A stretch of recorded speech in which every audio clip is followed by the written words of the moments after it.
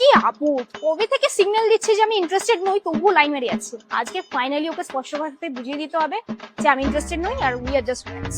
I have to confess something. আমি আমার এক্সের সাথে আবার কথা বলছি আর মনে হচ্ছে খুবই তাড়াতাড়ি আমরা আবার প্যাচ আপও করে নেব। সাথী, তুই আমার প্রতি এতটা অনেস্ট, এই জন্যই তো আমার তোকে এতটা ভালো লাগে। আরে এক্সট্রা তো সব যাবে আসবে, ওদের কথা বাদ দে। তুই না ভালো জানিস তো, আমি ভাবি তোরও একদিন বিয়ে হয়ে যাবে।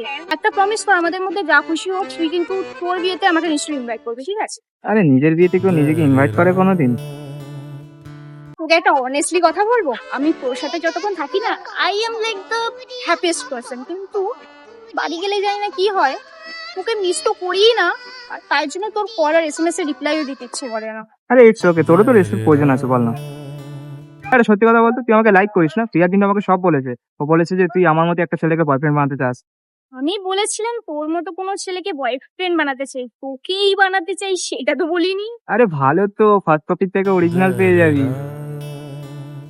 শোন, তোকে আমি অনেকক্ষণ ধরে একটা কথা বলার চেষ্টা করছি, তুই হয়তো বুঝতে পারিসনি। আমি তোকে জাস্ট নিজের বন্ধু হিসেবে দেখি, আমি জানি তুই খুব ভালো ছিলে, বাট তোর প্রতি আমার কোনো রোমান্টিক ফিলিংস নেই।